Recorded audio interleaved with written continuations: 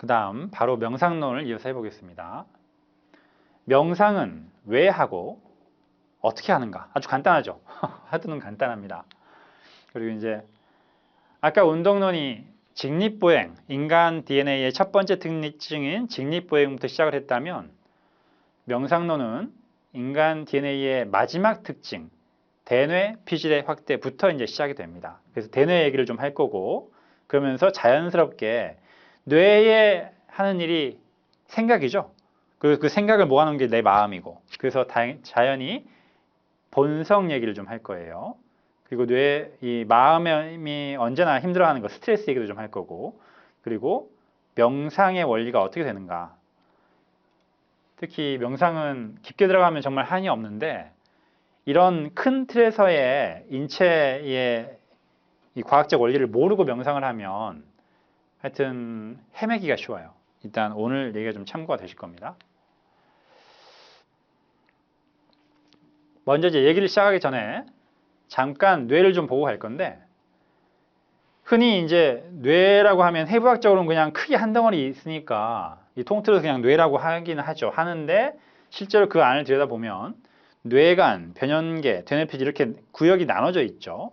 그래서 흔히 뇌간을 뭐 파충류 때부터 있었다 해서 파충류뇌, 변연계는 이제 이 포유류뇌, 대뇌피질을 인간뇌 이렇게 얘기를 하는데 성격이 완전히 다릅니다.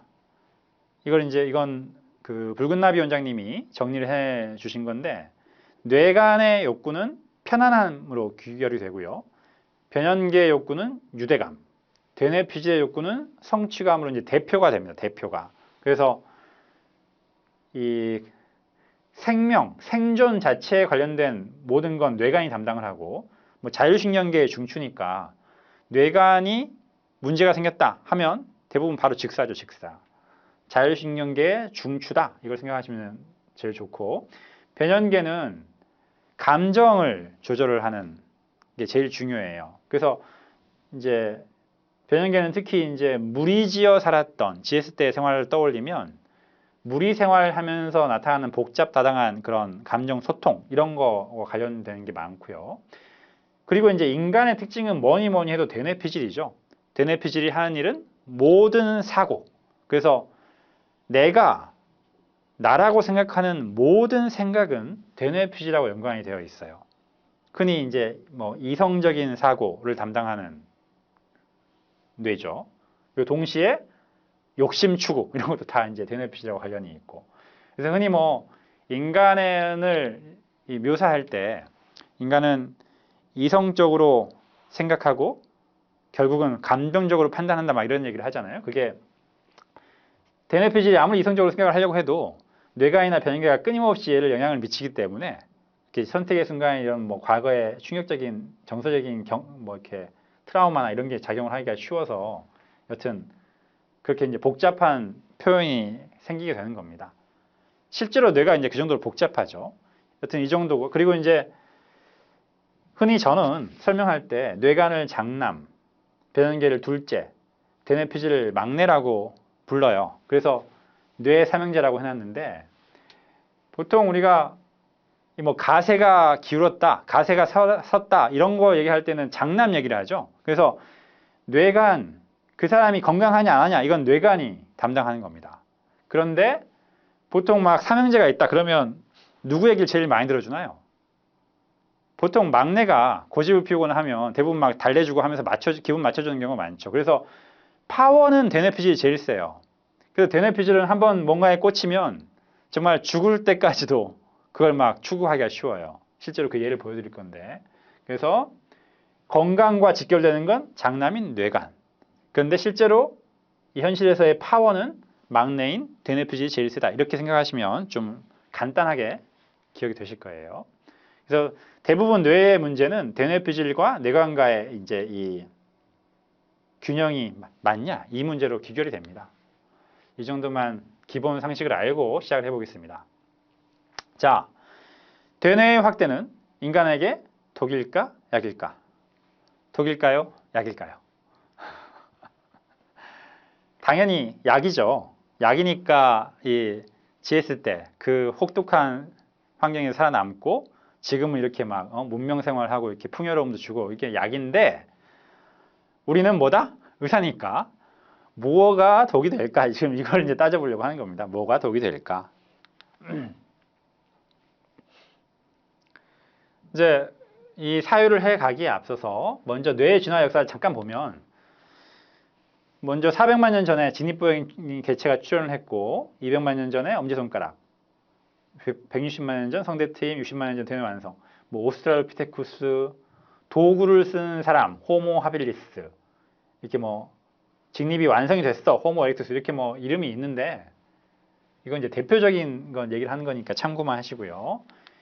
이제 뇌의 역사를 보면 직립보행 같은 경우는 400만 년부터 시작해서 160만 년 전까지 해서 이제 완성이 되고요.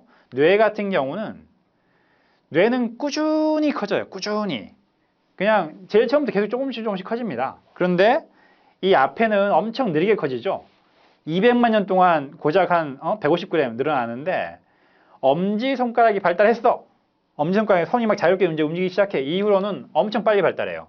갑자기 막 빨리 발달해가지고 이 140만 년 만에 어떻게 되냐? 900g이 늘어나 버리죠. 확. 왜 그렇게 됐을까를 이제 과학자들이 추정을 해보니까 처음에 이제 음식을 얻기가 엄청 힘들었다고 했죠. 막 체구도 작고 먹을 수 있는 식물도 뭔지 잘 모르고 막 그랬을 거니까. 근데 이 도구를 쓰게 되면서부터 그리고 이제 여기서부터 이제 또 불도 쓸 수 있게 되는 거죠. 이 사이에. 그러면서 사냥 기술이 엄청 증가를 합니다. 도구를 쓰게 되면서부터 엄청 쉽게 이제 막 먹이를 구하게 돼요. 그러면서 육식과 화식이 증가를 하면서 단백질 섭취량이 비약적으로 늘어나요. 그러면서 뇌만 커지는 게 아니고 뇌도 커지고 키도 커지고 체격도 확 커지고 막 힘도 세지게 되는 거죠. 그래서 이제 이 뒤로 가면 갈수록 이제 막 이 지구의 정복자가 되는 거죠. 막 힘도 세고 막 이렇게 머리도 좋고 막 이렇게 되면서. 그래서 대뇌 피질의 진화 과정을 살펴보면 약 200만 년 전부터 이제 손을 잘 쓰면서 도구를 만들면서 사냥을 잘 하면서 또 불도 쓰게 되면서 이 고기를 많이 먹게 된다. 이게 엄청 큰 영향을 미칩니다. 그래서 요즘 이제 가끔씩 그 채식하는 분들, 채식을 주장하는 분들이 있는데 이따 음식에서 다시 얘기를 할 거예요. 이 고기를 많이 먹는 건 아니 많이 먹을 필요는 없는데 어느 정도 기본량을 먹어주는 건 인체의 생리적인 걸 보충할 때 아주 중요한 파트에 해당을 합니다. 그때 다시 얘기를 할게요. 여튼 이제 결과적으로 어떻게 된다? 뇌의 용량은 대략 한 3배 정도가 증가를 했는데 우리가 얘기할 때 뇌의 정보 처리 용량을 얘기할 때 뭐 옛날보다 3배 늘었다 이렇게 얘기 안 하죠. 보통 무한대로 늘었다 이렇게 얘기를 하거든요. 그 이유는 실제로 이제 그 신경세포 수는 한 3배 정도 늘었다고 볼 수가 있죠. 이때보다. 그런데 이 뇌의 정보 처리 용량을 좌우하는 건 신경세포 수가 아니라 그 신경세포 간의 연접, 그걸 이제 시냅스 연접이라고 하는데 이 시냅스 연접의 수에 따라 더 영향을 받게 돼요. 근데 이 시냅스 연접은 그 신경세포 하나마다 한 몇천 개씩 있거든요. 그러니까 실제로 거의 막 뭐 한 100조 개라든가 하여튼 거의 무한대에 가깝게 인간 뇌의 정보 처리 용량은 무한대에 가깝다라고 말을 해도 과학적으로나 의학적으로 거의 무리가 없는 얘기가 돼버립니다. 일단 이제 기본적으로 알고 계시고요. 그리고 뇌의 구조와 진화, 이건 이제 저도 이제 막 뇌 공부할 때 복잡한 게 막 섞여 있으니까 좀 간단하게 이게 압축을 해 놓은 거예요. 참고 자료로. 아까 말한 뇌관은 이 부위를 얘기하는 거고 대뇌 피질은 이 바깥쪽을 얘기하는 거죠. 가장 안쪽이 뇌관, 그걸 둘러싸고 있는 게 변형계, 제일 바깥쪽이 대뇌 피질 이렇게 보시면 되고 각각 대뇌 피질은 이성을 담당하고 성취감이 가장 큰 욕구가 되고 대뇌 변형계는 감정을 조절하고 유대감이 가장 큰 욕구가 되고 뇌관은 생명 유지 담당하고 특히 이제 자율신경계의 중추다. 이게 이제 핵심이고요. 편안함을 추구한다. 이 정도만 알면 뇌에 대한 기반 지식은 이 정도면 충분합니다. 그리고 인간에 와서 대뇌 피질이 커졌다는 건 이게 커졌다는 거예요. 이게 뇌관은 대략 한 3억 년 전부터 지금의 구조를 하고 거의 동일해요. 그러니까 엄청나게 내구성이 좋겠죠. 거의 뭐 무한대 기간 동안 이미 써왔던 거니까. 근데 이 위로 갈수록 대뇌 피질로 갈수록 용량은 엄청 늘어나면서 능력도 커지긴 하지만 문제는 리스크도 커져요. 그걸 이해하는 게 이제 명상론의 핵심이 됩니다. 대뇌 피질이 커졌다. 이제 이게 똑같아요. 아까 직립보행을 했을 때 의학적 리스크가 뭘까 이거 유추를 해봤죠? 똑같습니다. 대뇌 피질이 막 커졌다. 정보 처리 용량이 무한대로 늘어났다. 이거에 의해서 따라오는 의학적인 리스크가 뭐가 될까요? 여러분도 한번 생각을 해보시고 제가 찾은 건 자율신경계 기능실조가 이지해졌다, 쉬워졌다 이 뜻인데 뭐 자율신경계는 아시죠? 이따가 다시 설명해 드릴게요. 자, 이게 좀 복잡합니다. 자율신경계 기능실조가 아니고 자율신경계 기능실조가 쉬워졌다. 좀 구차한 표현이 됐는데 왜 그럴까요? 왜? 예를 들어보면 이게 이제 아까 그 대뇌 해부도를 잠깐 보면 대뇌 피질이 커졌다는 건 대뇌의 전부가 커졌다는 게 아니라 이 연회색, 대뇌 피질, 연회색 부위가 커졌다는 뜻이거든요. 이 부위가 확 커졌다는 뜻이에요. 자, 그렇게 되면 왜 자율신경계 기능실조가 쉬워질까? 이제 이건 비유를 통해서 얘기를 해보자면 개체 A는 직업이 주식 투자가예요. 직업이 주식 투자가고 취미가 인터넷 게임이야. 그러면 이제 하루 종일 뭐 뇌를 쓰겠죠. 하루 종일 그냥 한 서너 시간 자고 그냥 주식 투자 분석하다가 인터넷 게임 하다가 막 눈도 계속 써야 되고 막 이럴 거니까 모니터를 계속 보니까 그게 이제 개체 A의 삶이고 개체 B는 직업이 신부님이에요. 그리고 취미가 명상이야. 그래서 기도하다 명상하다 기도하다 명상이다 막 이렇게 살아요. 개체 B는. 자, 그렇다고 하면 개체 A나 B나 똑같은 인간 DNA를 가지고 있는데 만약에 개체 B처럼 살면 대뇌 피질이 커졌다 해도 뭐 자율신경계에 문제가 되지는 않겠죠. 그냥 무난하게 살겠죠. 근데 개체 A의 경우에는 자기가 막 그 꽂혀 있는 주식 어떻게 하면 돈 벌까, 어떻게 하면 게임 이길까 이걸 하느라고 대뇌 피질에 이제 능력을 막 쓰는 건데 그걸 얼마나 쓸 수가 있다? 무한대로 쓸 수가 있다는 거예요. 무한대로. 말 그대로 무한대로. 그게 대뇌 피질의 확대가 현실에 주는 결과입니다. 결과. 만약에 그 사용자가 쓰려고 맘만 먹으면 무한대로 쓸 수가 있다. 그런데 해부도를 보니까 이 지금 인체의 생명을 담당하는 자율신경계의 중추인 뇌가는 여기 같이 있잖아요. 같이. 그리고 변연기 조금 있고 대뇌 피질이 있고 이게 한 덩어리로 있어요. 한 덩어리로. 뇌에는. 그런데 개체 A처럼 그냥 하루 종일 잠자는 때 한 서너 시간 빼고 하루 종일 이걸 막 무리를 해. 그러면 어떻게 되겠어요? 이 뇌혈관으로 이제 공급되는 피의 그 영양분이나 산소는 어느 정도 일정하게 공급이 될 건데 개체 A는 주는 족족 다 대뇌 피질이 써버리는 거예요. 그럼 어떻게 되겠어요? 전체 이 혈액이 갔는데 얘가 다 써버려. 그러면 뇌간에 공급되는, 뇌간에 쓸 수 있는 남은 영양분이나 산소가 별로 없겠죠. 그게 비실비실해집니다. 쉽게 말하면.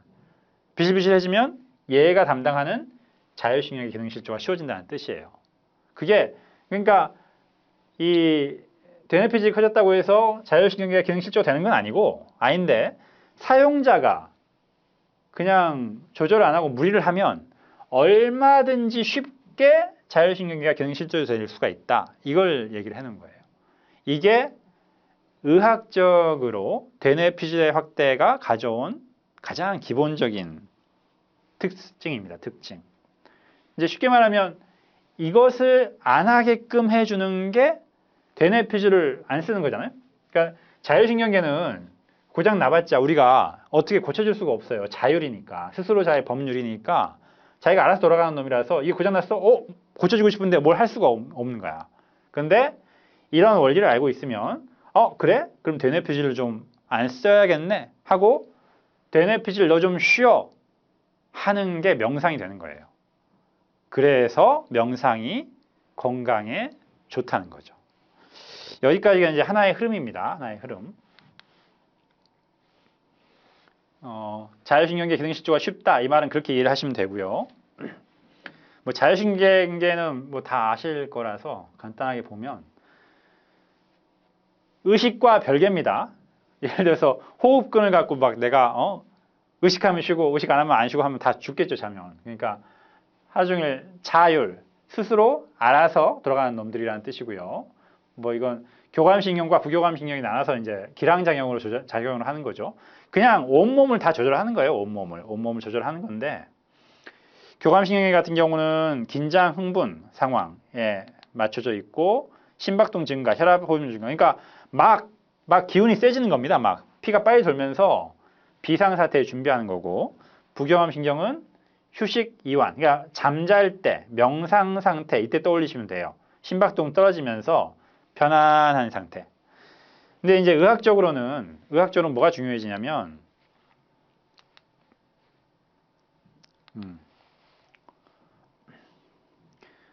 그러니까 이제 크게 말하면 생명과 관련된 모든 것을 담당한다. 이게 맞는데 면역 능력도 특성이 나눠져요. 얘는 이제 막 그 에너지가 늘어나면서 염중 수치도 올라가고 활성산소도 늘어나고 막 거친 생리 모드여서 이 과립구 증가해가지고 뭐 세균 잡고 이럴 때 이제 사용이 되는 거고 부교감신경 같은 경우 좀 정밀한 예를 들어서 뭐 암을 억제한다 내지는 뭐 바이러스를 가지고 예를 들어서 뭐 코로나 바이러스 이런 것도 면역 작용이 일어날 때는 보통 이제 부교감신경이 오히려 더 중요해지는데 그래서 이제 문제는 뭐냐면 우리가 막 운동을 해주잖아요. 운동 달리기를 했어. 그러면 교감신경계가 항진되는 상태가 돼요. 심박수 막 늘어나면서. 그런데 거칠어지죠. 이렇게. 근데 이 명상이나 내지는 잠을 자. 그러면 이제 휴식 이완을 하면서 이렇게 정밀한 면역 상태가 되긴 하는데 문제는 얘는 심박동이 줄어들면서 에너지 레벨이 떨어져요. 그래서 진짜 이제 정밀하게 인체를 다루면 교감신경계의 장점과 부교감신경의 장점만을 그냥 동시에 이용하는 방법을 찾아볼 수가 있는데 그게 이제 제가 강의하는 기공이나 양생공 이제 그런 모드죠. 심박수가 늘어나면서 전체 에너지 레벨이 늘어나는데 상체는 편안하게 이완시키고 호흡 편안하게 해지면서 부교감신경의 휴식, 이완, 치유 이런 작용을 함께 가져오는 거예요. 그래서 양생공을 해석할 때 이렇게 해석할 수도 있다는 거 그냥 보여드린 거고요. 이게 또 블로그 글에 있으니까 읽어보시면 되고 그리고 이제 이런 자율신경계의 기능이 뭔가 문제가 생겼다 하면 그때가 이제 자율신경 실조증이 되는 거죠. 생명과 관련된 모든 것을 담당하는 게 자율신경계라서 자율신경계가 실조가 되면 생명과 관련된 모든 게 문제가 될 수가 있습니다. 아까 혈관계도 그랬죠? 혈관계나 신경계나 다 공통적인 속성, 전일적인 속성이 있죠.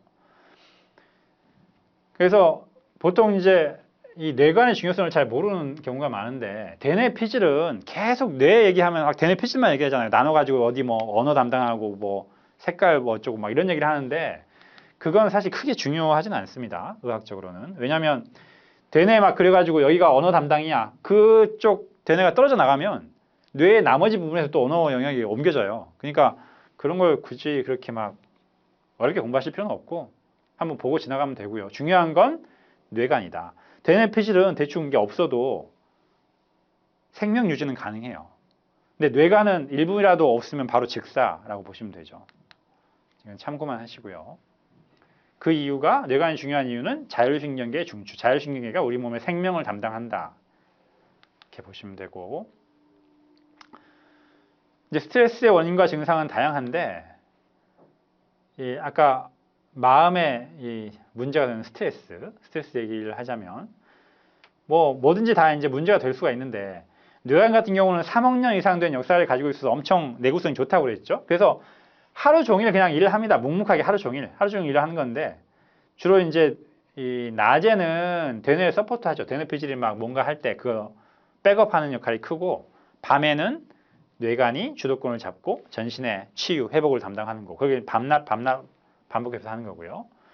근데 뇌관이 막 알아서 문제가 되는 경우는 거의 없고 보통은 이제 변형계의 감정이 폭주되거나 아니면 뭐 위축감이 들거나 아니면 되뇌 피질이 너무 과로하거나 뭐 고장나는 경우는 흔치는 않지만 보통 되뇌 피질의 과로가 제일 많죠. 요즘은 이게 일당백이라고 보시면 되고 그래서 한의학적으로 뭐 이 변형계 이런 걸 기체, 변형계의 문제를 기체, 되뇌 피질의 과로를 뭐 기혈화 이렇게 나눠 볼 수는 있는데 임상적으로는 이렇게 볼 수는 있는데 드러나는 현실은 뭐 이 과정이 어찌 됐든 간에 대부분 다 자율신경계 기능 실조로 귀결되는 경우가 많아요.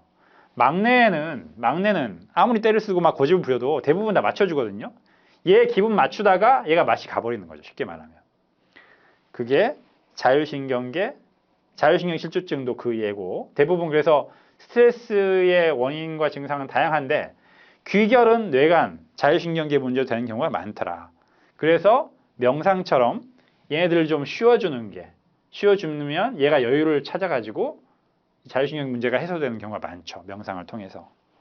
그런 게 기본 원리고. 자, 여기서 이제 기본적인 질문. 명상을 꼭 해야 할까?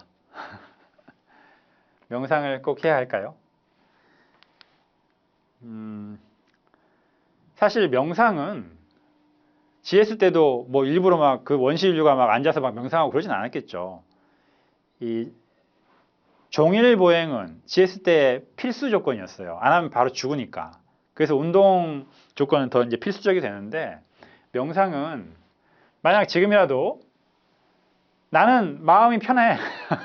나는 항상 마음 편해. 뭐 마음이 왜 힘들어? 그냥 뭐 좀 힘들어도 난 조금 그냥 다 풀어버리면 다 풀려. 이런 분들은 명상 따로 안 해도 됩니다. 그냥 그 운동하고 살아도 충분한데 근데 이제 마음의 본성을 알고 나면 마음의 번뇌는 그 스트레스, 온갖 막 고민 이런 것들은 간혹가다 생기고 하는 게 아니고 인간이라면 건강한 뇌를 가지고 있다면 누구나 가지고 있는 속성이에요. 그래서 인간은 이제 본성이라고 하는 건데 그래서 보통 이제 흔히 명상책도 보면 막 여러 가지 설명이 있는데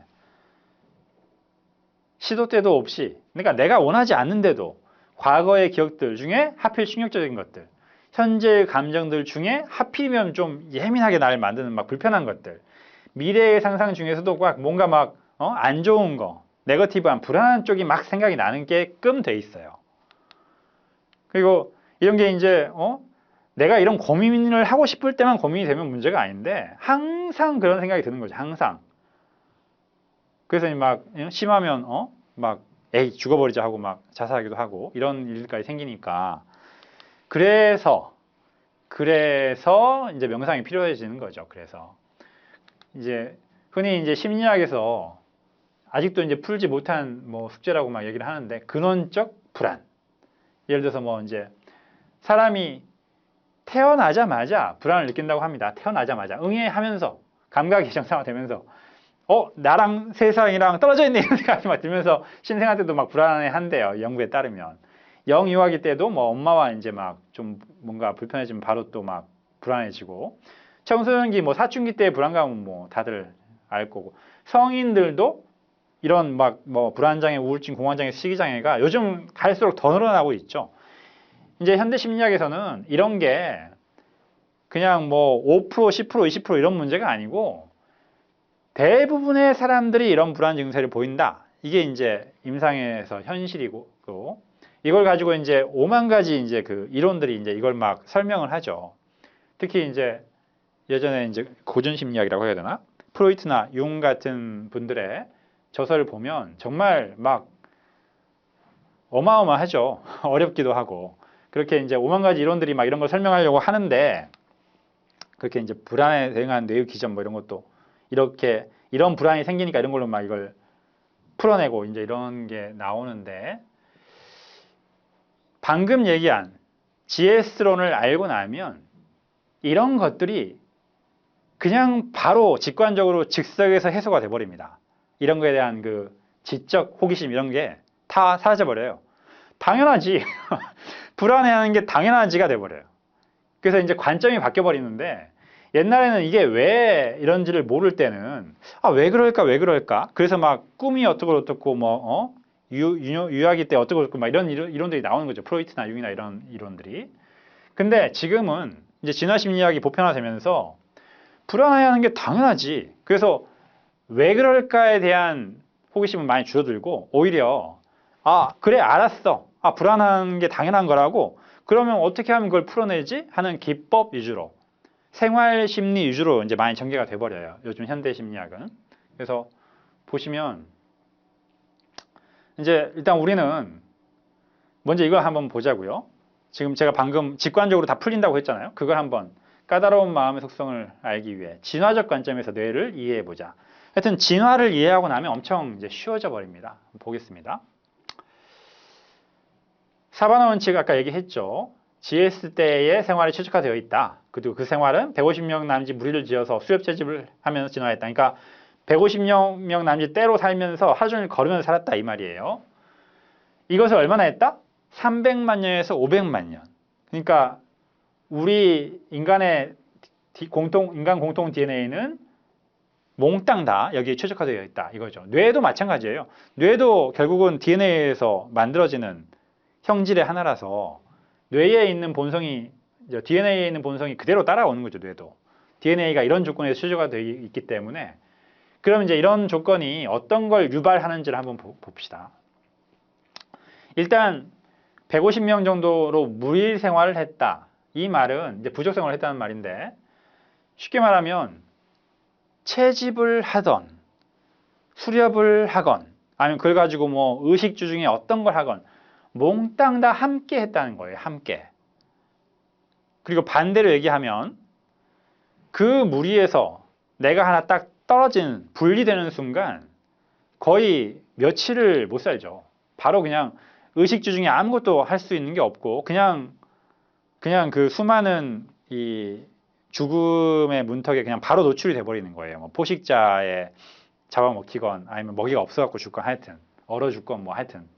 그래서 그때는 부족 생활을 유지할 수 있는 방법, 그 무리에 내가 계속 편안하게 안정되게 속해 있을 수 있는 게 생존과 직결되는 문제가 되던 시기였다는 거죠. 그래서 개체 A는 이 옆에 사람 눈치를 계속 보고 뭔가 이 무리에서 내가 뭐 왕따 당할 것 같다 하면 바로 이제 그 눈치를 보고 막 뭔가 어떻게 해야지 내가 기분을 맞출까 이런 연구를 계속 하는 뇌예요. 개체 A는. 개체 B는 그런 거 생각 안 해. 네가 나를 나를 이상하게 봐? 그럼 나도 안 보면 되지 막 이런 식으로 생각을 해. 개체 B는. 그럼 어떻게 된다? GS에서 한 몇 세대만 지나도 개체 B 같이 생각하는 DNA는 싸그리 없어졌다는 거지. 그래서 지금 현대 인류에 가지고 있는 DNA는 다 옆 사람의 눈치를 보는 게 기본이 되는 겁니다. 기본. 저도 마찬가지고. 딱 두 사람만 있어도 둘 다 옆에 사람 눈치를 보는 게 건강한 뇌의 기본 속성이 되는 거예요. 이제 그것 때문에 문제는 이제 그것 때문에 이 GS 때는 끈끈한 유대감을 쉽게 더 만들고 이 부족 생활도 잘하고 그랬을 건데 문제는 이제 지금 사회에서는 그런 게 필요가 없죠. 마음에 안 들면 그냥 무시하고 안 보면 되는데도 우리 뇌는 계속해서 옆 사람이 나를 좀 흘겨봐? 그러면 나 잘못하면 죽겠네? 하는 정도의 스트레스를 받는 게 기본 속성이라는 거예요. 그래서 이제 아직도 별일도 아닌데 좀 멀리서 보면 별일도 아닌데 막 죽어버리고 하는 게 실제로 그 정도의 스트레스를 받기 때문에 그런다는 거고요. 그리고 동시에 수렵 채집 생활을 했다.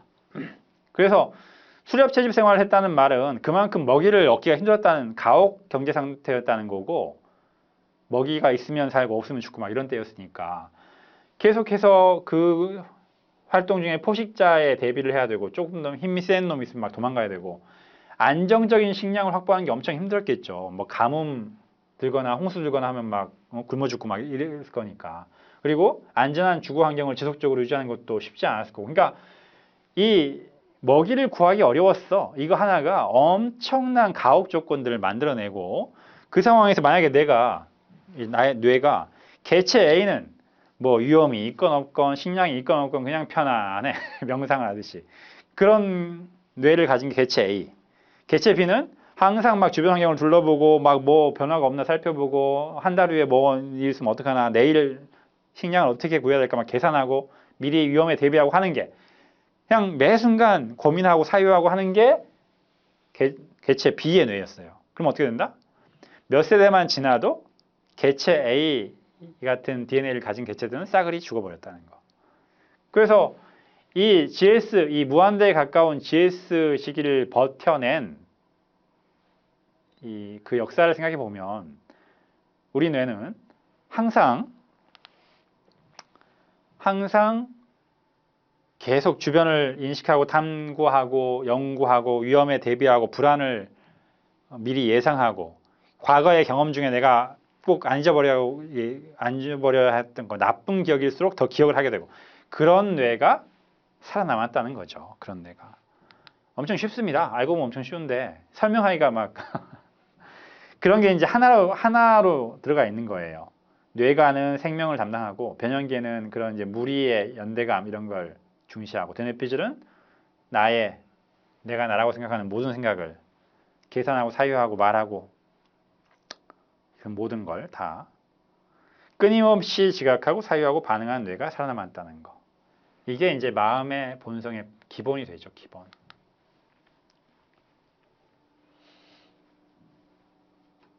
그래서 그런 뇌, 건강한 뇌라고 하면 사바나 환경에서는 절대 강자였죠. 모든 걸 장악해버리는 거지, 모든 걸. 물이 져가지고 그냥 하루 종일 걸어다니면서 모든 걸 다, 모든 존재 중에 정복자가 된 건데, 감각 신호의 변화에 민첩하게 반응한다. 특히 시각.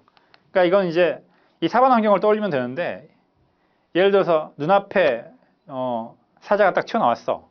개체 A는 0.1초 만에 도망가. 개체 B는 보고 판단하고 뛰는 데까지 0.5초가 걸려. 몇십 세대만 지나면 개체 B는 싸그리 죽는다는 거죠. 그게 이제 왜 우리가 그렇게 시각 자극에 민감한가? 아주 상식적으로 도출할 수 있는 결론입니다. 그러니까 GS대로 돌아가면 한번 떠올려 봐요. 다 이걸 자기 머릿속에 떠올려 보시면서 따라오시는 게 좋은데 눈앞에서 내가 걷고 있는데 눈앞에서 뭔가 빠른 속도로 시각 자극이 확 변했어. 대부분 99%는 둘 중에 하나예요. 내가 나를 먹어치우려고 하는 포식자거나 내가 쫓아가서 잡아야 하는 먹이거나 둘 다 그게 포식자건 먹이건 간에 내 반응이 늦으면 포식자였으면 내가 잡아먹히고 내가 먹이면 늦으니까 늦게 뒤쫓아가지고 먹이를 놓쳐서 굶어 죽고 그러니까 죽기 아니면 살기가 되는 거예요. 단순히 그냥 뭐 관심 있네 없네 이런 문제가 아니고 생존의 문제가 돼버리는 겁니다. 그래서 진화상에서 그렇게 진화가 되는 거예요. 필연적으로. 그게 뭐 한두 가지가 아닐 거라서. 근데 문제는 이제 이걸 이용하는 게 이 시각 장애작에 종속되어 있다. 대뇌는. 그래서 막 마케팅 일법칙 어떻게 눈에 띄게 해라. 뭐 다 그런 거고. 이걸 정말 끝까지 이용해 먹는 게 스마트폰이죠. 요즘 애들한테 스마트폰 쥐어주면 유튜브 같은 거 틀어놓으면 막 1시간, 2시간, 3시간 그냥 앉아서 그냥 딱 굳어 있잖아요. 딴 건 생각도 못하고 그러고 딱 굳어 있는데 이 뇌의 본성을 알고 나면 정말 무서운 일입니다. 무서운 일. 문제는 그 2시간, 3시간 앉아있는 그동안에 다른 생리 상태는 완전히 엉망이 돼버리는 거거든요. 되뇌 피질이 폭주하면서. 여튼 이게 기본이고 특히 시각장애에 민감하다. 시각 변화가 딱 생기는 순간 내 되뇌는 기계적으로 그냥 꽂히게 돼 있어요. 거기에. 뭐 TV, 스마트폰, 무슨 컴퓨터 화면 다 마찬가지 얘기고요. 주변인의 감정 변화를 실시간으로 감지하고 응대한다.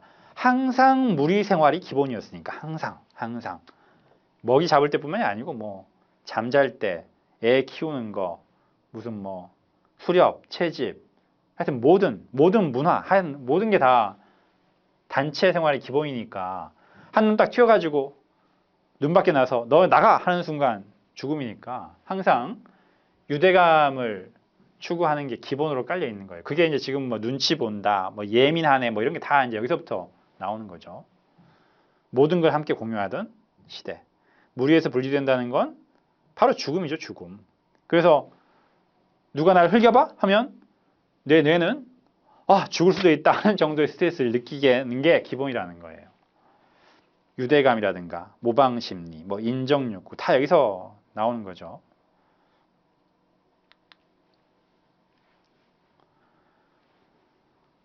과거의 충격적인 경험을 장기간 기억한다. 좋은 경험이 아니라 충격적인 경험. 죽을 뻔했어. 죽을 뻔했어 하는 경험을 기억해야 다음에 그 상황이 되면 안 죽겠죠. 엄청 좋았어. 이건 뭐 기억 안 해도 안 죽으니까. 그렇게 되는 겁니다. 그래서 트라우마일수록 더 오래 남고. 불확실한 미래의 상황을 미리 예측한다. 잘 될 거야. 이건 뭐 미리 예측을 하건 안 하건 큰 문제가 없는데 잘못될 거야. 이렇게 예측을 해야 실제로 잘못된 상황이 딱 됐을 때 그걸 미리 예측하는 애가 더 살아남기가 쉽겠죠. 그러니까 어떤 성향의 뇌가 지했을 때 잘 살아남았을까를 떠올려 보시면 다 설명이 됩니다. 하여튼 그때는 이제 가혹 조건이었기 때문에 식량이 부족한 가혹 조건이었기 때문에 정확한 기억, 위험 예측력, 하여간 막 정확하게 계산하고 미리 대비하고 끝없이 불안해하고 끝없이 뭔가 탐구하고 연구하고 이게 생존율을 높였다는 거죠. 하여튼 현재의 다양한 상황들을 복합적으로 분석 사유한다. 이게 이제 GS 상황에서 절대 강자를 만들 수 있었던 정말 강력한 뇌죠. 정말 엄청난 능력을 소유하는 거예요. 그런데 문제는 뭐다?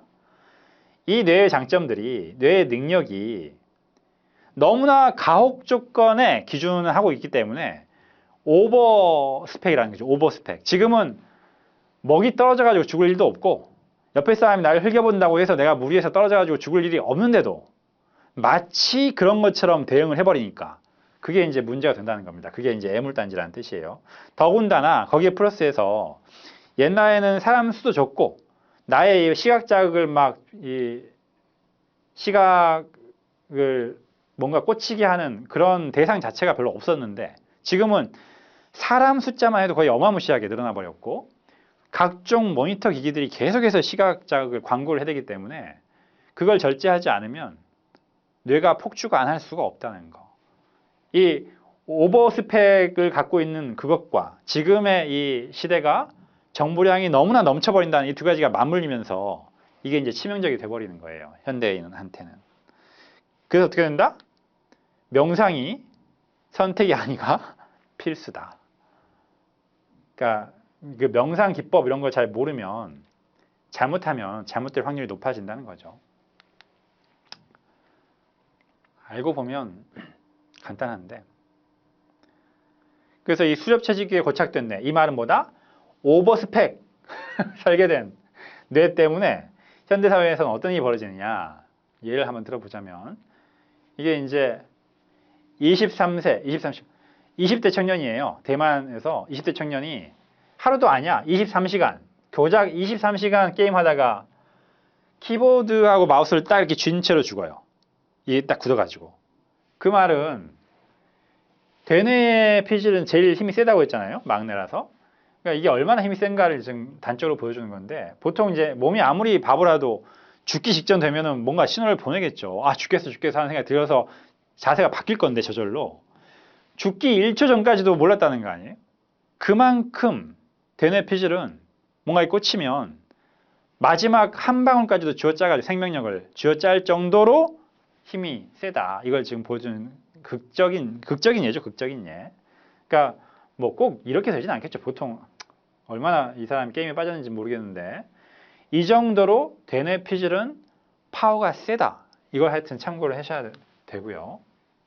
그리고 이제 이건 뭔가 이제 그 도난 사고가 있었는데 동료들이 보는 앞에서 경찰이 이 간호조무사한테 야, 네가 훔쳤지? 하고 막 추궁을 한 거예요. 그러니까 나는 안 훔쳤어요 하고 뭐 기분 나빠 회사 그만둘래 이런 것도 아니고 그냥 죽어버렸어. 그러니까 그만큼 옛날 GS 시대였다면 동료들이 나를 의심해 하는 순간 이 무리에서 잘리면 바로 죽음이기 때문에 그 정도 강도로 뇌는 그걸 이제 싫어하는 거죠. 그런 정도의 스트레스 받아들이기 때문에 이런 일이 생긴다는 거예요. 꼭 뭐 비일비재하죠. 초등학생, 무슨 뭐 중학생, 고등학생, 대학생, 직장인, 백수 뭐 다 갈 거 없이 자기만의 그 그룹에서 뭔가 갈등이 생기면 혹시 해결이 안 되고 그게 갈등이 좀 커지면 잘못하면 자살을 하기도 하는데 그 뿌리를 따져보면 오버스펙된 뇌가 그 뿌리에 있다는 거. 이런 일이 생기면 안 되겠죠. 하여튼 현대인의 뇌의 본성은 지금 사회가 아니고 GS 상황에 대비되어 있다는 거. 이게 이제 사반의 원칙이고요. 그래서 이 진짜 눈앞에 뭐가 변하면 그냥 맹목적으로 쳐다보게 돼 있고 충격적인 경험만 오래 간직하고 안 잊어버리죠. 뭔가 이제 안 좋을 것 같은 것만 미리 생각이 떠오르고 그리고 계속 옆에 사람 눈치 보고 계속해서 막 전전긍긍하고 그래야만 살아남았던 가옥 경쟁 상황이었기 때문에 이렇게 오버스펙이 되어 있는데 지금은 어떻다? 이럴 필요가 없다. 지금은 이럴 필요가 없다. 얼마든지 그냥 좀 편안하게 대충 살아도 되는 사회다는 걸 알고 살아야 되는데 내 본성은 그렇지 않다는 거. 그래서 지금은 진짜 힘들게 살 이유가 없는 사회입니다. 그래서 지금은 프로이트나 융이나 이런 책은 사실 이제는 볼 필요가 없고요. 그건 이제 말도 안 되는 게 너무 많고 힘든 게 당연한 거야. 힘든 게. 왜? 왜 힘들어? 내 뇌가 건강하니까. 그래서 그건 문제가 아니지. 그래서 그냥 현실적으로 내가 그걸 이해하고 딱 바꿔주면 되는데 마음 상태를 바꿔주면 되는데 잘 안 돼. 그럴 때 이제 그냥 보조 장치로 생활 심리 정도 기법을 이용하시면 충분하다는 거. 이제 저도 이거 참고를 했던 책들이고 꼭 이걸 보시라는 게 아니라 그러니까 이런 책들이 이제 많이 유행을 하는 거죠. 어렵지 않고 쉽게 내 마음을 좀 다독여 줄 수 있는 것들. 일단 알아버리면 많이 편해집니다. 저도 이제 한때 막 소심하고 예민하고 그래가지고 나는 왜 이 모양 이 꼴이지? 막 그런 적이 있었는데 알고 보니까 내가 괜히 별것도 아닌데 내가 힘들어. 그 말은 내 뇌가 이 정도로 건강해? 이거하고 동격의 말이에요. 그래서 그것을 가지고 막 전전긍긍할 필요는 전혀 없고 기분 나빠? 그럼 좀 이렇게 좀 가볍게 풀어줄까? 이 정도만 하면 충분합니다. 이 한 세상 사는데. 그리고 이제 명상 기법까지 알아버리면 더 좋고요.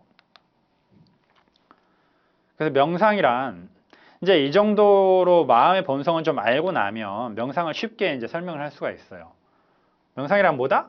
내 마음을 힘들게 하는 모든 것을 버려둘 수 있는 방법은 다 명상이 되는 거예요. 불필요한 과거의 경험. 잊고 싶은데 계속 떠올라. 그리고 불안정한 감정적 동요. 좀 난 편안해지고 싶은데 너무 불안해. 이런 거. 미래에 대한 상상, 불안. 뭔가 네거티브한 생각들. 다 이런 거에서 벗어나게 해주는데 도움이 되는 모든 건 다 명상이라고 할 수 있는 겁니다. 그걸 뭐 지금 여기라고 말할 수도 있고 뭐라고 표현해도 되는 거죠. 운동이 몸 단련이라면 명상은 마음 단련이라고 생각하셔도 되고 그래서 마음의 본성을 이해하고 조절할 수 있게 되면 사실 이제 명상은 막 무념무상 생각 안 하고 그 자체가 목적이 아니고 내가 이 세상을 산다는 건 내 마음을 쓰는 거잖아요. 그걸 잘 하려고 하는 거예요. 잘. 그래서 이런 마음의 본성을 알고 조절을 하게 되면 결과적으로 능력이 확장이 되죠. 괴로움도 줄어들지만 내가 쓰려고 하는 대로 내 마음을 쓸 수가 있게 되는 거죠. 능력이. 그게 이제 궁극적인 목적이 됩니다. 명상에. 그래서 마음을 다스리면 대뇌피질이 쉬고 그 결과 뇌관이 건강해지고 그 결과 뇌관이 담당하는 자율신경의 균형이 회복되면서 모든 생명활동이 최적화되면 슈퍼맨 같은 생명력이 솟아난다. 이게 이제 보통 뭐 깨달은 자의 즐거움 이렇게 얘기를 하는데 말이 좀 유치하게 보일 수는 있지만 실제로 내 몸의 생리상태는 이렇게 변해갑니다. 실제로. 이건 정말 괴로움에 좀 처해 보신 분들은 이 말이 와닿을 건데 일단 이게 이제 기본적인 명상의 원리예요. 명상을 왜 하는지. 그리고 흔히 이제 명상 같은 경우는 동양에서 워낙 많이 연구가 돼 있어서 흔히 이제 뭐 불교, 뭐 성리학, 뭐 도교 다 뭔가가 있어요. 다 뭔가가 있는데 허령 이 참나가 보통 진화라고 해서 참나가 아까 말한 그 뇌의 능력을 얘기한다고 보시면 돼요. 뇌의 능력. 정말 시공간을 초월해서 막 사유를 할 수 있고 이런 능력. 분석을 할 수 있고 기억을 할 수 있고 그게 너무나 이제 그 능력이 크니까 보통 허령불매 이게 이제 성리학에서 표현하는 방법이고 불교에서는 공적영지라고 표현을 하는데 다 같은 말입니다. 허하다, 공하다, 적하다. 이게 뭐 해부해 보면 그냥 말캉말캉 아무것도 없는데 허하고 공하고 정확한 거죠. 근데 신령해. 얼마나 신령해? 모르는 게 없어. 모든 걸 다 알아. 와, 어떻게 저렇게 똑똑하지? 모든 생각이 다 샘솟아. 같은 말입니다. 화령불매나 공적 영지나. 그래서 이 막 모든 정보를 알아채고 과거, 현재, 미래를 오가고 정말 모든 걸 다 사유하고 분석하고 말하고 움직이고 내 생각대로 말이 나오고 이렇게 움직이고 다 하나하나가 기적과 가까운 일이죠. 이 현실계에서는. 우리는 이제 익숙해져서 그냥 그런 모를 뿐이지. 주변인과 공감하며 천지자연의 이치를 밝히고 체득해간다. 이걸 이제 성리학에서는 보통 도심이라고 하죠. 도심을 이렇게 보는 건 그냥 제 관점입니다. 이 단어를 갖다 썼을 뿐이에요. 반대로 이런 참나는 누구나 가지고 있는데 누구나 뇌의 능력이 있죠. 뇌가 딱 있는 순간 뇌의 능력이 따라오는 거니까. 피상적 자아라는 놈이 이걸 덮고 있어요. 그래가지고 나는 원래 뇌의 능력은 모든 걸 다 막 이해하고 포용하고 이해하고 할 수가 있는데 내 마음 막 불편해져. 왜 불편해? 참나가 아니라 이 진화 과정에서 따라온 GS 때의 그 습성 때문에 불편한 것만 계속 막 더 크게 느껴지고 안 좋은 경험만 막 계속 더 각인되어 있고 불안정한 감정이 더 크게 미래의 안 좋은 상상들만 계속 막 강조되고 이런 게 이제 인간의 본성, 뇌의 본성이라는 겁니다. 그게 이제 성리학에선 인심이라고 뭐 용어만 따왔는데 그래서 얘가 딱 먼저 작용을 해버리는 거예요. 본성이니까. 얘가 능력 작용을 하기 전에 얘가 탁 그냥 어떤 상황에 딱 놓이면 옆에 사람이 한 명 있어. 그냥 이 사람 뭐지 막 눈치 보고 이렇게 시작을 해버리는 거야. 자기도 모르게. 본성이니까. 그래서 모든 명상책에서 하나같이 하는 말, 그리고 불교에서 하나같이 하는 말, 피상적 자아가 사라지면 자연히 참나가 드러난다. 이 참나는 원래 있는 거니까 이걸 어떻게 하면 생각을 어떻게 하면 더 잘하지 이걸 생각할 필요가 없다는 거예요. 원래 생각은 잘하게 돼 있어. 다만 그걸 가리고 있는 피상적 자아, GS 때의 그 가혹 생존 조건 때문에 생겨난 뇌의 본성만 살짝 걷어내주면 저절로 참나의 능력이 확장된다, 드러난다 이렇게 말하는 거고 이제 보조국사 수심결이라고 해서 무슨 뭐 정해쌍수, 도노점수 이런 말에 이제 출발점 같은 책이 있어요.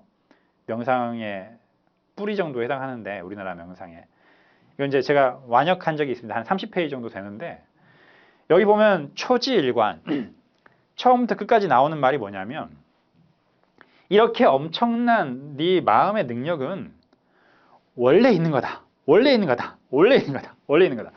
처음부터 끝까지 그 말이야. 처음부터 끝까지 그 말. 그래서 뭐다? 필요 없는 거, 좀 안 좋은 것만 없애면 저절로 생긴다. 저절로. 계속 그 얘기를 하고 있어요.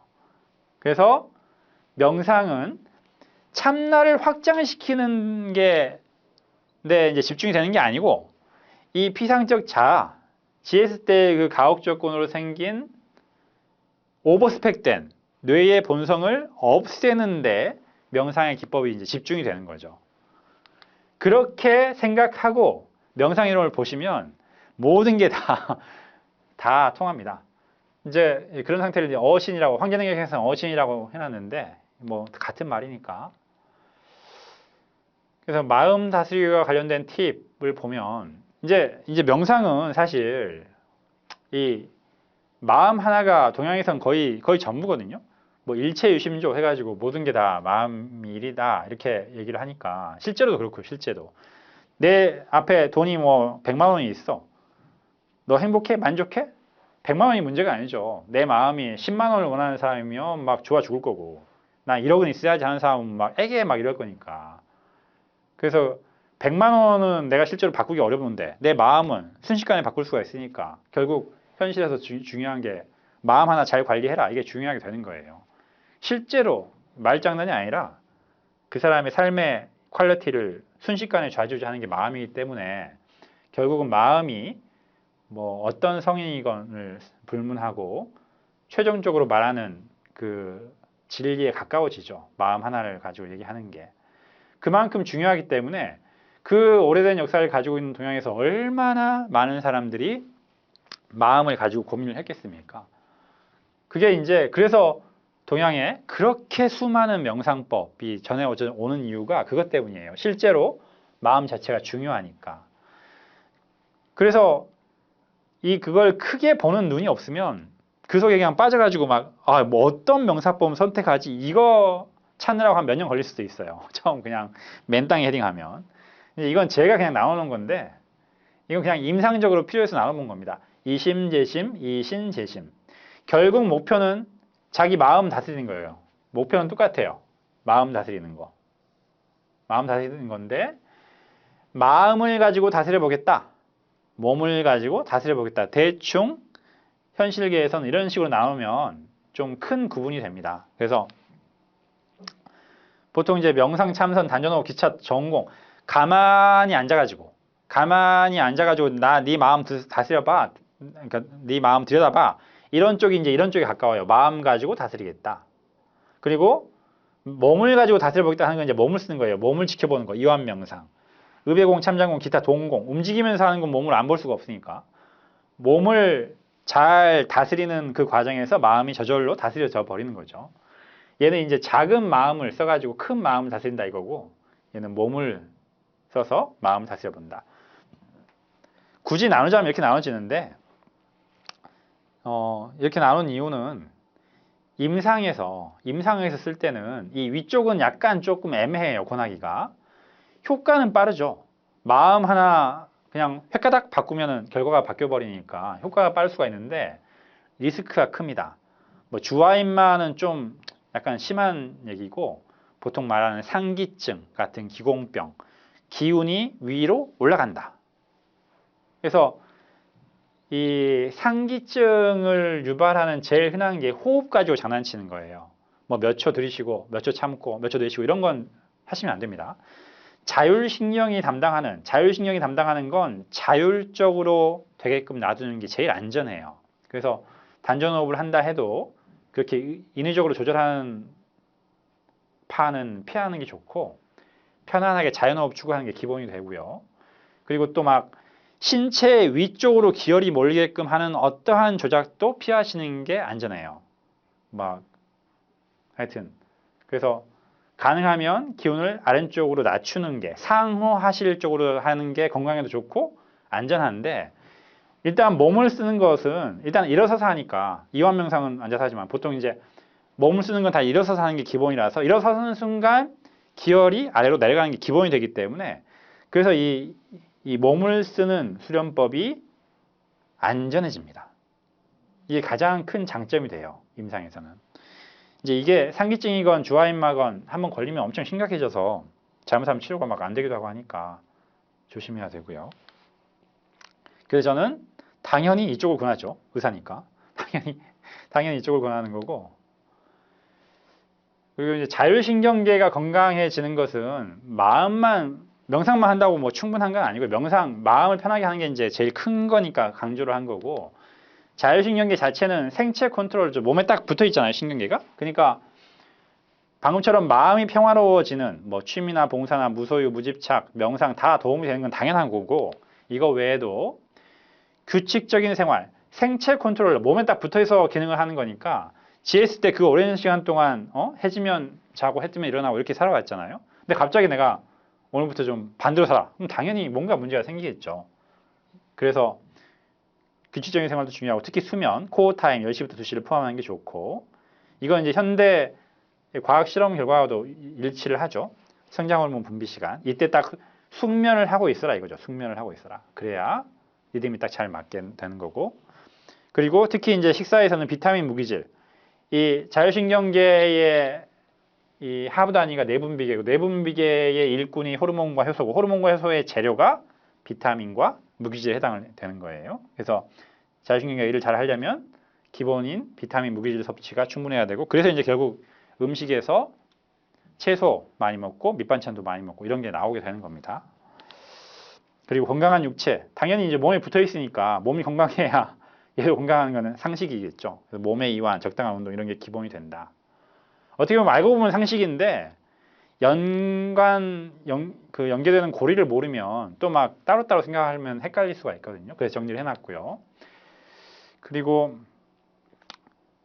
이제 이거 뭐 다 안다고 해도 현실적으로는 그럼 어쩌란 말이냐, 실제로 뭘 어떻게 하란 말이냐, 이거 하나가 제일 중요해지는데, 제가 권하는 명상 기법은 두 가지입니다. 호흡 명상, 이완 명상. 이것을 단전호흡 단치처럼 앉아서 하는 건 절대 아니고 참장공, 양생공, 기공수련을 하면서 호흡 명상과 이완 명상을 하는 거예요. 그게 양생공, 특히 이제 참장공으로 대표되는 기공이라고 보시면 크게 다르지 않습니다. 이 정도면 큰 얘기 한 거 같고. 그리고 한 가지 더. 이게 요즘은 이제 명상 기법이 너무 많아서 탈이에요. 옛날에는 이런 게 드무니까 막 선생님 만나가지고 막 비법 얻고 이런 게 중요해졌는데 요즘은 뭐 적게 잡아도 한 몇백 가지가 있으니까 그 중에 뭘 선택할 거냐. 물론 이제 호흡 명상이나 이완 명상 하겠다 하면 그런 거 하시면 되고 그게 말고 이제 일반적인 기준을 얘기해 보자면 결국 아까 이제 그런 마음의 본성 때문에 뭐 건강도 힘들어지고 뇌관도 힘들어지고 자율신경계도 힘들어지고 그러니까 그런 거에서 탈피하기 위해서 마음의 작용을 쉬어주는 게 명상이라고 했잖아요. 그래서 결국 명상의 최고수는 무념무상이 됩니다. 무념무상. 그런데 요즘 이제 나오는 그 이제 명상법 중에 무슨 뭐 향기 명상, 무슨 소리 명상, 뭐 이런 걸 하시면 내가 무념무상을 하려고 하는데 이제 익숙해져서 한 5년, 10년 해가지고 향기 명상에 익숙해졌어. 무념무상을 하려고 하면 향기가 필요해. 이렇게 되면은 무념무상을 하려고 하는데 뭔가 군더더기가 필요한 게 돼버리거든요. 초보자 때는 상관이 없습니다. 초보자 때는 재미로 할 때는 상관이 없는데 그걸 내가 평생 하겠다 이러면 그냥 깔끔하게 나라는 존재 외에 추가적인 게 필요 없는 방법을 찾는 게 더 좋으세요. 그러니까 호흡 명상, 이완 명상 둘 다 살아있는 생명체가 호흡 안 할 수가 없죠, 인간이. 그리고 몸이 없을 수가 없으니까 둘 다 그냥 자기 몸의 생리 조건을 이용하는 거라서 군더더기가 없거든요. 하여튼 이런 거 위주로 판단하시는 게 좋으실 거예요. 평생 하실 거면. 그리고 명상 실습은 이거 뭐 지금 할 건 아닌데 보통 이제 이건 일반인들 강의를 할 때는 먼저 한 1, 2분 그래 네가 한번 애써서 마음 고요하게 해봐 이렇게 시간을 줍니다. 근데 보통은 잘 안 되죠. 계속 생각이 떠오르는 게 마음의 본성이니까. 이게 잘 되면 이런 분은 명상 따로 할 필요 없어요. 그냥 힘들 때마다 이렇게 자기가 조절하면 되니까. 그렇게 이제 한번 해보고 그 다음에 이제 명상을 하는 겁니다. 먼저 몸과 마음이 편안해야 무념무상을 하려고 하는데 몸이 막 뭐 이상하게 누가 꼬집고 있어 이러면 명상이 될 리가 없죠. 처음부터 초보자의 경우. 그래서 몸과 마음을 편안하게 해주는 게 준비예요. 준비. 그 과정을 거치고 그러면서 이제 호흡 명상의 경우에는 고요하게 호흡을 들여다본다. 이건 이제 혹시 관심 있는 분들은 예로만 따라서 해보셔도 웬만한 명상책에 있는 것 중에 이제 키만 뽑아놓은 거라서 괜찮으실 거고요. 근데 어차피 기공이나 양생공 수련을 하시는 경우에는 다 따라오니까 따로 굳이 이런 걸 하실 필요는 없습니다. 편안하게, 마음이 편안하게 쉴 수 있으면 충분하다. 고수는 무념무상이다. 그게 안 되니까 이 호흡을 들여다봐라. 이미 자기의 마음의 일부를 쓰는 거잖아요. 약간의 마음을 써서 마음의 본성, 뭔가에 막 집중하고 생각하고 살려고 하는 그 본성을 달래주는 거예요. 그래서 큰 마음이 편안해지게. 그리고 이완 명상, 뭐 마찬가지입니다. 이완 명상. 편안하게, 먼저 편안하게 준비하고 준비가 안 되면 시작이 안 되니까 명상은. 그리고 의식의 눈으로 몸을 바라보면서 이완을 추구한다. 이게 이제 참장공에서 하는 명상이 이거와 흡사하죠. 흡사하니까 이거 참장공 할 때 다시 간단하게 설명을 해보겠습니다. 마음이 편안하게 쉴 수 있으면 충분하다. 그러니까 목표를 정확하게 알고 그 기전을 알고 나면 뭐 크게 헷갈릴 일이 없어요. 어려운 것도 아니고 명상 같은 경우는 그렇게 어렵진 않습니다. 스킬도 간단한 것들이 많아서. 다만 이제 고수까지 가려면 진짜 어려워지죠. 초보자는 쉬운데. 첫 단계가 이제 보통 마음 두고 보기. 이걸 왜 하겠어요? 두고 보기가 쉬우면 이런 게 목표가 안 되겠죠. 계속해서 마음에는 다른 생각이 드니까 두고 보는 것 자체가 쉽지가 않으니까 이건 이제 목표가 되는 거예요. 이제 그렇게 두고 보다 보면 생각의 흐름이 좀 멈추면서 견성을 하는 순간이 옵니다. 견성. 견성이라는 건 자기 마음의 본래 모습을 탁 보는 거죠. 이건 견성은 이거 제가 얘기해줘도 도움이 안 될 수도 있는데 제 경우에는 이제 마음을 두고 보다 보면 계속 건강한 뇌를 가진 사람이면 마음이 계속 왔다 갔다 하잖아요. 막 좋았다, 슬펐다, 기뻤다 막 이렇게 왔다 갔다 하는 생각이 드는 게 정상인데 평소에는 마치 그 생각이 내 마음인 것처럼 이제 생활을 하는 거예요. 근데 그러다가 어느 날 작정하고 이제 마음을 쭉 들여다보고 있으면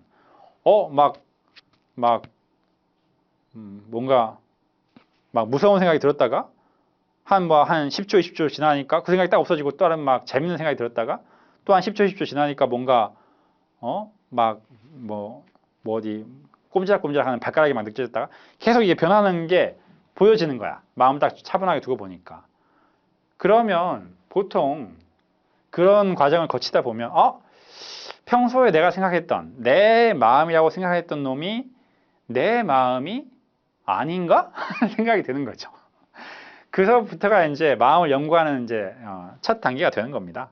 그러다가 두고 보니까 기뻤다가 슬펐다가 돈 생각났다가 막 이런 생각들은 왔다 갔다 없어지고 하는데 계속해서 뭔가 꾸준히 고요하게 그것들을 지켜보고 차분하게 그 자리를 유지하고 있는 게 꾸준히 있다는 게 느껴져. 그게 다른 마음은 계속 왔다 갔다 변하는데 이 마음은 꾸준하게 자리를 지키고 있구나.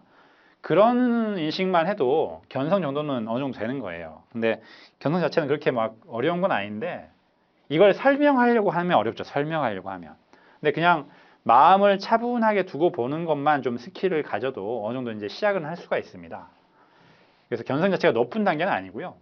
근데 이제 일반적인 명상단체에서는 이것 자체가 막 좀 과대포장된 경우가 있는데 견성을 해야 사실 그때부터 이제 내 마음을 진짜 연구가 어떻게 보면 시작이 되는 거죠. 차분하게. 이제 그러다 보면 이때까지만 해도 간혹 그랬다가 이제 또 다시 현실로 돌아왔다고 막 왔다 갔다 하는 거고 그게 이제 익숙해지면 그 상태, 마음을 두고 보니까 쓸데없는 게 좀 줄어들면서 편안해져. 그리고 지금의 고민이라든가 스트레스가 좀 잊어지고 평안한 마음 상태가 쭉 좀 유지가 돼. 내가 한 10분 마음 먹으면 10분 동안 좀 편안해져. 한 30분 하려고 하면 30분 동안 편안해져. 그런 게 이제 예를 들면 이제 삼매죠, 삼매. 쭉 유지가 되는 거예요. 그런 마음 상태가. 사실 그것만 해도 쉬운 건 아닌데 그렇다고 뭐 어려운 것도 아닙니다. 자기가 좀 마음 먹고 하면 좀 익숙해지면 되는 거고요. 그렇다고 잠을 자는 건 아니죠. 의식은 깨어 있는데 편안해지는 거지.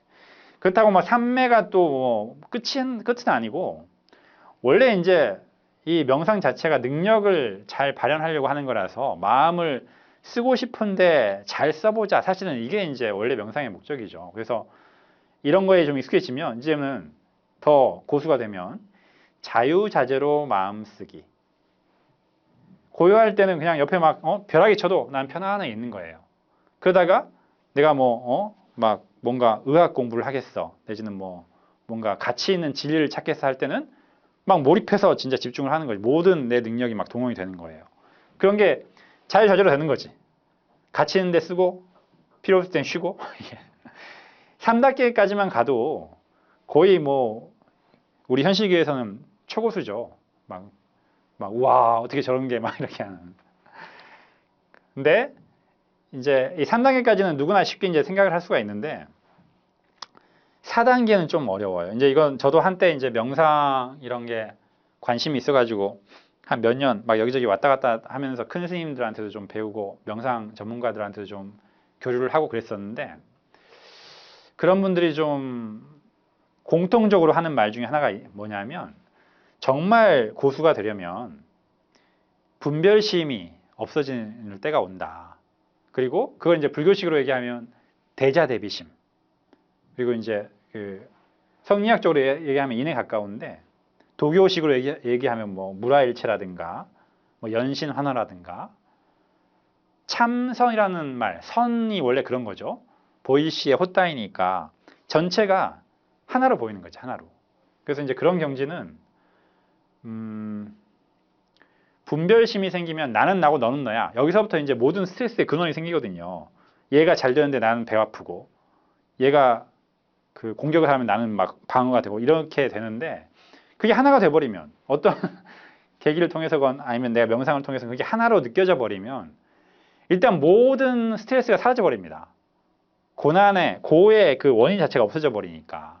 하여튼 그러면서 이제 뭐 대자대비심도 뭐 나를 막 희생해 가면서 다른 사람을 막 돕고 이런 개념이 아니라 굳이 내가 하나니까 주식을 해도 나만 돈을 빌릴 필요가 없는 거죠. 다른 사람이 따면 나는 이렇지만 큰 하나에 누군가가 따고 있네. 이렇게 이거 좀 유치한 예인데 하여튼 그런 식으로 그냥 세상이 그냥 하나로 다 하나로 돌아가는구나 이게 느껴지면 이런 상태에 비슷해지는 것 같아요. 이건 제가 이 4단계는 당연히 제가 강의할 수준은 안 되고 그냥 힌트만 얘기를 드린 거고 이건 이제 쉼터에 써놓은 글이 있으니까 그걸 참고해 보시면 될 것 같고요.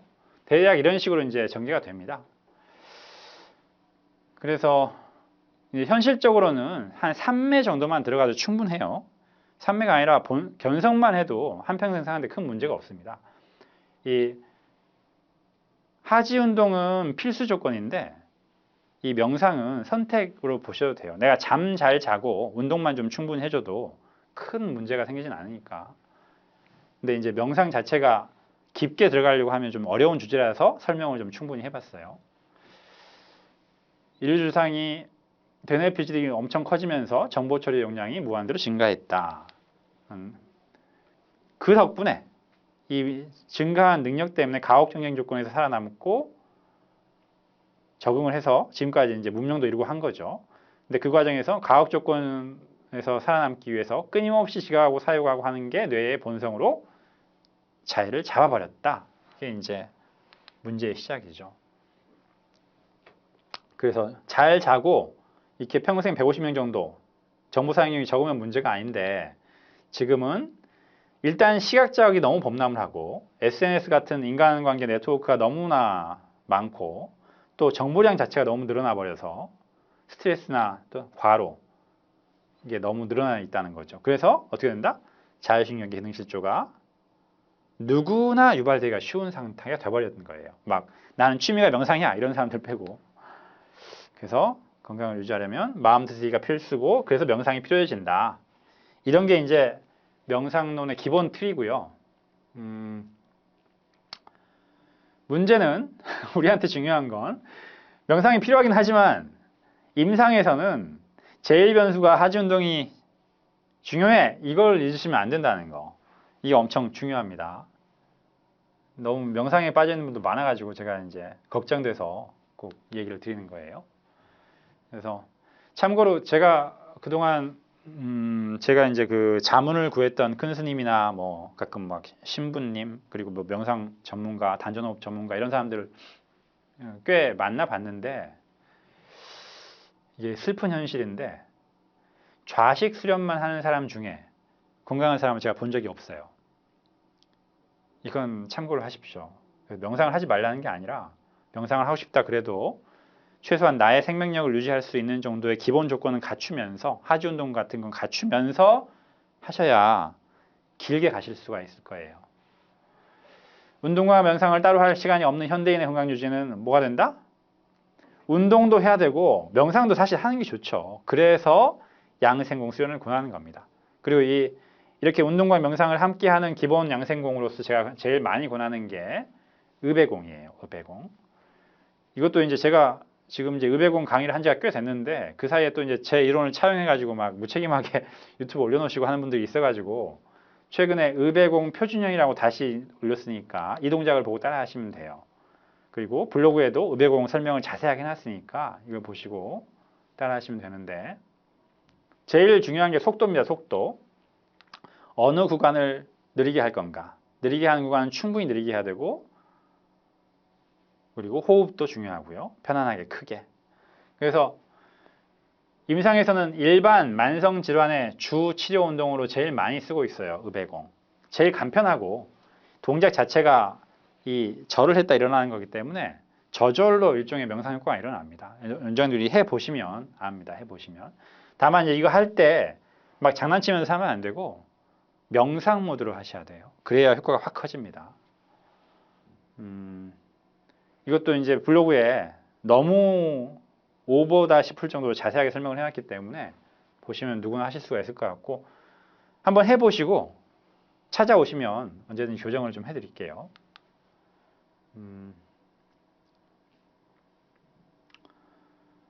그리고 이제 뇌의 본성을 얘기한 김에 왜 지금 사람들이 하나같이 몸이 안 좋아지나? 왜 그렇게 수명은 늘어나는데 갈수록 환자는 늘어나고 건강 수명은 짧아지고 질병 기간은 늘어나는가? 왜 그렇게 될 수밖에 없는가? 이게 이제 주류 의학의 오류도 오류지만 자본주의 사회의 문명이 뇌의 본성을 부추깁니다. 그게 엄청 큰 역할을 하는데, 그래서 이제 제가 깨달음이라는 단어가 좀 허황되게 들리실 수가 있지만 진짜로 깨달음이 필요한 사회예요. 정말 기본적인 것들에 대해서 막 현학적인 깨달음이 아니고. 그 얘기를 잠깐 하고 명상론을 마치겠습니다. 아까 이제 GS 얘기를 했고, 뭐 운동, 음식, 수면, 마음 상태 이런 거 얘기를 했었죠. 이 GS가 양생에 좋은 생활이고 인간 공통 DNA가 최적화되어 있기 때문에 이대로만 살면 100% 능력이 발현된다 이 얘기를 했었고요. 그런데 인간의 본성은 과연 GS하고 같을 거냐 다를 거냐 이게 만약에 인간의 본성이 GS를 막 흠모하고 따르고 이래버리면 문제가 하나도 없죠. 다 건강해질 거예요. 근데 보면 예를 들어서 이 양생에 좋은 건 자연물 음식이라고 했죠. 자연물 식재료는 요즘 영양학적으로 얘기하면 열량은 적고 영양소는 풍부한 겁니다. 그러니까 비타민, 무기질, 섬유소는 왕창 들어있고 탄수화물, 단백질, 지방은 조금 있고 이런 게 이제 자연물 음식이죠. 몸에 좋은 음식. 그런데 요즘 사람들이 뭐 채소, 시금치, 나물, 콩나물 이런 거 좋아하는 거 아니죠. 고열량 음식을 좋아하잖아요. 막 빵, 고기, 햄버거, 피자 이런 거 좋아하잖아요. 탄단지, 농축 음식. 딱 반대를 좋아해요. 반대. 이거랑 반대. 영양소는 적고 열량은 농축되어 있는 거. 왜 그럴까? 왜 그러겠습니까? 이게 이제 이것도 블로그에 자세히 설명을 해놨는데 GS 때는 하나같이 저열량, 고영양소, 자연물 음식을 먹기 때문에 본성까지 이걸 추구할 필요가 없는 거죠. 본성이 이걸 추구하건 추구하지 않건 무조건 이걸 먹게 돼 있으니까. 그래서 누구나 이 자연물 음식을 먹어야 되는 상황을 설정해 놓고 그런 상황에서 내 뇌의 본성이 뭘 추구해야 생존에 유리했을까를 시뮬레이션을 해보면 뇌의 본성이 그대로 나와요. 그때는 이제 매일 막 하루 종일 걸으면서 이렇게 열량이 낮은 걸 먹으니까 얼마나 배가 고팠겠어요. 잘못하면 먹는 게 없어갖고 막 굶어 죽고 했을 거니까. 그래서 열량이 농축되어 있는 음식일수록 GS 때는 보약이었던 거죠. 보약. 만약에 햄버거 이런 걸 내가 가지고 가서 GS 때 팔았다면 떼돈을 벌었을 겁니다. 그런데 그 본성이 그대로 남아있기 때문에 지금은 운동은 하나도 안 해. 먹는 건 엄청 많아. 그럼에도 불구하고 계속 그 본성대로 먹으려고 하는 거라는 거예요. 그러니까 이게 무서운 거죠. GS가 일상인 상황. 이건 고정 변수고 그때 생존에 유리했던 성향을 따져보면 다 나오게 돼 있어요. 그때 종일보행은 상식이니까 만약에 내가 막 내 본능까지 틈만 나면 난 뛰겠어. 운동하겠어. 막 이러면 과로로 죽기가 쉬웠겠죠. 그래서 틈만 나면 휴식하고 몸 풀어주고 이런 게 본능으로 남아있는 거예요. 이러면 좋다 이렇게 느껴지고. 근데 지금은 운동 하나도 안 하는데도 이 본성이 남아있는 거죠. 그리고 그때는 유유자적 살았잖아요. 유유자적 살았는데 본성까지 유유자적 하자 이러면 사자 한 마리 나오면 다 그냥 쑥대밭 됐겠죠. 저녁에 자다가 누가 포식자가 침범하면 다 싸그리 죽고 막 이랬겠지. 그래서 대뇌가 뭔가에 꽂히면 밤이건 낮이건 언제든지 불문하고 바로 대뇌의 명령에 따를 수 있는 경계주의 불안 상태 쉽게 할 수 있는 게 기본 본성이 되는 거예요. 다 똑같습니다. 해지면 지침, 해지면 무조건 잤어. 그런데 본성까지 해지면 무조건 난 자 하면 밤에 뭔 일 나면 불 한 번 나면 다 죽었겠죠. 그래서 똑같아요. 대뇌에 종속돼서. 그래서 지금도 막 게임 한 번 빠지면 막 밤을 새고 하는 게 이런 본성이 그대로 남아있기 때문에.